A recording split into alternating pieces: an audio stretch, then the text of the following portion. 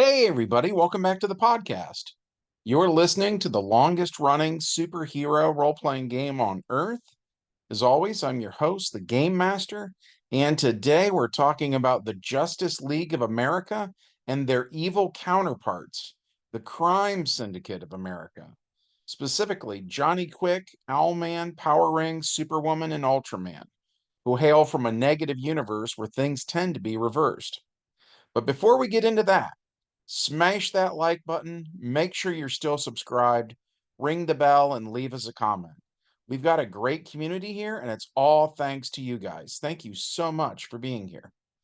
With all that said, let's dive in. The prologue to this one takes place in 1963 in the negative universe, where their John F. Kennedy is in a parade in Dallas, Texas, when he's taken out by a blast of atomic level heat vision from Ultraman, the big blue bully. In Ultraman's mind, the president works for him, and Ultraman was unhappy with his minion's performance.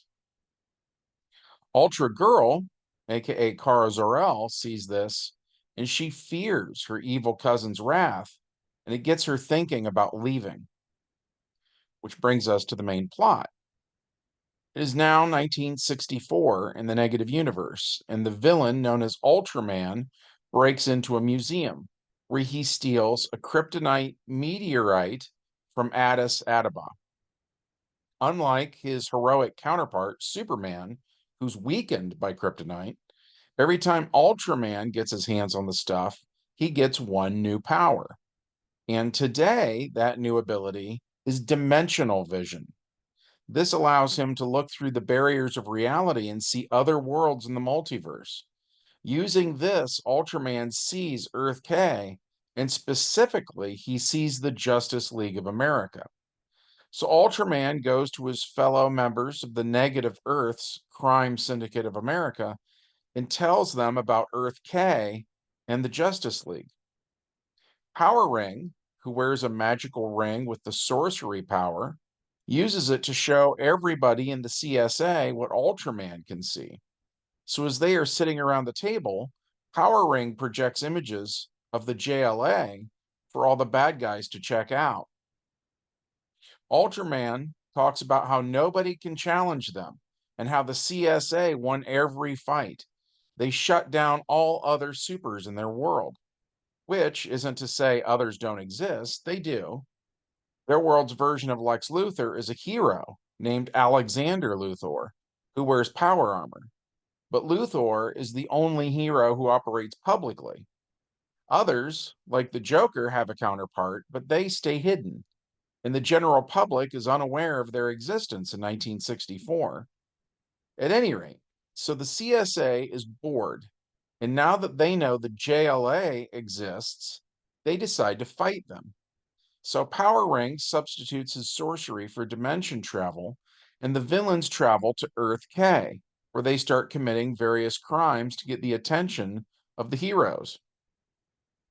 So the Flash of Earth K responds to a bank robbery and finds Ultraman ripping the huge, heavy door off of a vault. Ultraman then slams the Flash into a wall, knocking him out. So the bad guy won that fight. By the way, as a brief aside, in the comic book where the CSA met the JLA, the Flash used dispersal, but in the DC Heroes role playing game, he can only do that on his turn. And even then, Ultraman has a body of 40, and dispersal can only handle things with a body that is equal to or less than your APs of dispersal. So the Flash would need 40 APs of dispersal to withstand a punch from a Kryptonian. There's a lot of stuff in the comic that doesn't really work in DC Heroes rules. So for those who are familiar with the comic book version, you are going to see some differences here. At any rate, point being, in this encounter, again, bad guy won. Meanwhile, in Gotham City, the heroic Batman finds the evil Johnny Quick stealing paintings at super speed.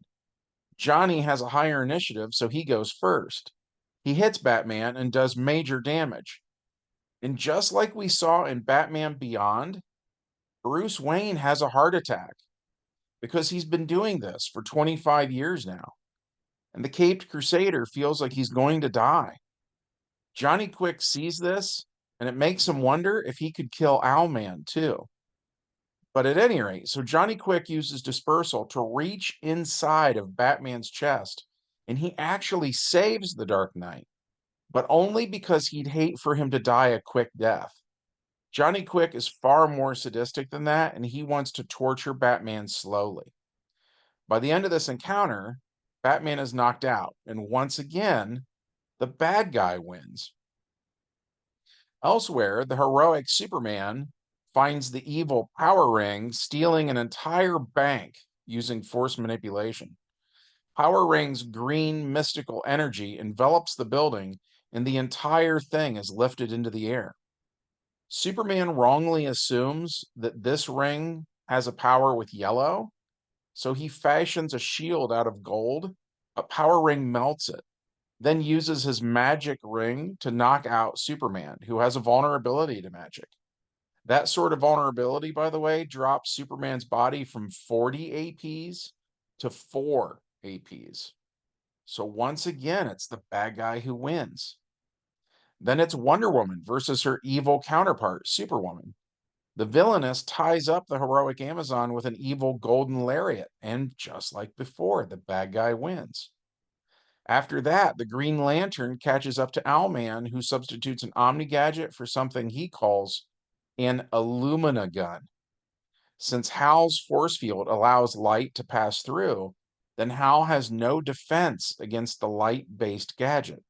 The gun attacks Hal's mind attribute, taking it into the negatives. And just like in all the other cases, it's the villain who's triumphant. So the evil CSA takes the heroic JLA members back to their own twisted Earth. And just like in the original comic book, the CSA positioned the JLA members around the CSA's conference table. Then Power Ring's mystical ring of Volthoom casts a spell, forcing the JLA to remain here, unable to remove their hands from the table. So just like in the comic, the heroes are helpless for the moment, and the CSA debates what to do next. In the comic, they go to Earth 2 and mess with the Justice Society. But on Earth K, that's not an option because our world is already an amalgamation of Earth 1 and Earth 2. So because of that, we had to find someone else for them to go mess with. So in our version, they decide that since there are two major superpowers on Earth in 1964, and they already beat the Americans, they decide to go screw with the USSR and fight the Russian supers. So the CSA returns to Earth K, where they go to Moscow, where Ultraman uses heat vision on the buildings there to draw out the Russians. And as such, Baba Yaga's hut teleports to where the CSA is. For those who are unfamiliar, Baba Yaga's hut was a hexagonal old shack with huge chicken legs coming out of the bottom. It's like a magical tiny house from Russian folklore. Anyways, on its turn, it tries to suck up Ultraman, but he resists it by using his flight power. And for those wondering what that even looks like, the front door of the hut opens and wind sucks in. So Ultraman's cape flaps and his hair moves, but he is not pulled in by force. While that's going on, Johnny Quick runs over and punches Peyroon, who's basically the Russian counterpart to Thor. Peyroon can't withstand a light speed punch, so he's knocked out. And then there's Dr. Tunguska, aka Anomalia, who, as her name suggests, got her powers from the Tunguska event of 1908. She's sort of like the Russians' answer to Dr. Manhattan, and she attacks Power Ring, knocking him out. The spirit known as Volthoom that dwells within Power Ring's actual Power Ring teleports the knocked out villain back to the negative universe. Anytime any one of the villains gets knocked out, Volthoom knows it, and he automatically teleports the villain back home again. Anomalia flies behind Ultraman and wants to punch him like a pool ball so that he slams into Rasputin. She wants to kill Rasputin for his involvement in the deaths of the Romanov family, who in 1908 she was very loyal to. So even though the leaders of the Soviet Union forced these people to be on the same team, a lot of them hate each other. And Anomalia has secretly wanted revenge this entire time. She tries to hit Ultraman, but he dodges her attack. So Rasputin goes unharmed for now. Then there's the clone of the Russian bear. When the original died, the USSR made more. And like the original, the clone has a Valentino effect, which gets the attention of Wonder Woman's evil counterpart, Superwoman. Our interpretation of how she'd react to him was that we decided she thought he would make a good slave. So she gets her evil golden lariat around his neck and tries to force him to submit to her. As the supers fight, Chernobog, the Russian god of night and chaos, is slammed into Superwoman, and the lariat becomes a golden snake, which the Russian bear has a catastrophic irrational fear of. Another member of the Russian team is Madame Blavatsky, who's like a Russian counterpart to characters like Dr. Fate or Doctor Strange. Anyways, she subs sorcery for transmutation and uses it on the pavement, making it gooey. Johnny Quick sinks into it like quicksand, then she turns it off, so it changes it back to concrete again. Johnny Quick can't move or use his super speed. Mother Russia then hits Ultraman doing an uppercut, knocking him into space. As we explained in previous videos, she has the combined strength of every Soviet citizen. So if you took the average of how much a person can lift and multiplied it by the number of Soviets there are, that's her maximum lift. And because of this, she actually knocks out Ultraman in one punch. Power Ring's magical equipment then teleports Ultraman back to the negative universe. Nobody here knows this, but Rasputin is actually a Martian who's been using his powers to look human. So he tries to use mind control on Owlman, but fails due to a low roll. Owlman then subs an Omni Gadget for a gun and shoots Rasputin in the face. And when he does this, everyone sees Rasputin as a Martian. So on Owlman's next turn, he declares active dodge, making him twice as hard to hit as he would be otherwise. Baba Yaga's hut sucks Superwoman in, then teleports into space and spits her out. But Superwoman has sealed systems, so she's unbothered by this. Baba Yaga's hut didn't know she could do that. Superwoman then flies back to Earth, and Baba Yaga's hut tries to follow, but loses track of her. Meanwhile, Peyrun gets the snake slash lariat off of the Russian bear and throws it at Johnny Quick so hard that it kills him. Anomalia yells, saying that Rasputin's an imposter. Then she knocks out Rasputin, which she's always wanted to do anyways. Madame Blavatsky tries Mystic Blast on Owlman but fails. Chernobog attacks Owlman and also fails. Mother Russia attacks Owlman and succeeds. She punches him, killing him in a single blow. Baba Yaga's hut returns as Anomalia takes Rasputin's knocked out body to Mother Russia, and she says he's a CSA invader. So Mother Russia rips Rasputin apart, and there's a misunderstanding. Rasputin was always a Martian. That's why so many people tried to kill him in 1914 but couldn't.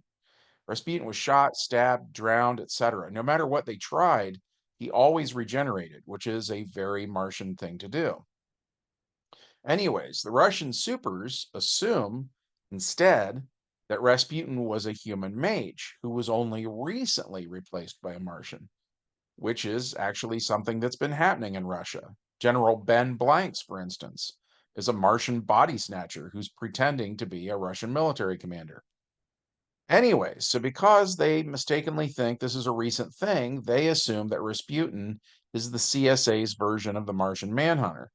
And as such, they try to execute him. But no matter how small the pieces are that they tear him into, he always regenerates and slowly regains mass. So finally, Baba Yaga's hut sucks him in, teleports to the sun, and then spits him out. And Rasputin burns up in the sun. The overly warm hut then teleports back to Russia. American spies witness the execution of the various members of the CSA and report back to America how dangerous Russia's super team is, which only fans the flames of the Cold War. Which brings us to our epilogue. Superwoman returns to the negative universe where the mystical ring of Volthoom chooses a citizen of the negative universe named John Stewart to take the place of the old power ring. The Justice League are still prisoners here, and Superwoman isn't quite sure what to do with them. So she decides to wait around and see who shows up to rescue them. And that's a good point to stop, I think. Originally, this was actually two separate adventures. The first adventure was, of course, CSA versus JLA. The second adventure was then CSA versus the USSR. At the time we played this, we were running USSR games because up until that point, we'd said there was a Cold War, not only with the idea of nukes versus nukes, but a friend of mine named Rich Police suggested it should also be about supers versus supers. And the Russian team had to be tough enough that the JLA wouldn't just go over there and stomp them effortlessly and just end the Cold War. So because of all that, this game was very interesting to us, and it showed what would happen if the JLA tried it. It also added even more fear to our game world because people wondered if the Russians were going to mistake the CSA for the JLA and then see this whole thing as an act of war. So a lot of the characters in our game saw this as us going to DEF CON 1. So yeah, we thought this one was very interesting, and we hope you thought it was interesting too. If so, as always, smash the like button, make sure you're still subscribed, ring the bell for notifications, and leave us a comment because that helps us out with the YouTube algorithm, and we love hearing from you guys. From all of us at the longest running superhero role-playing game on Earth, we hope all you guys have a good one, and we'll see you in the next adventure. Bye.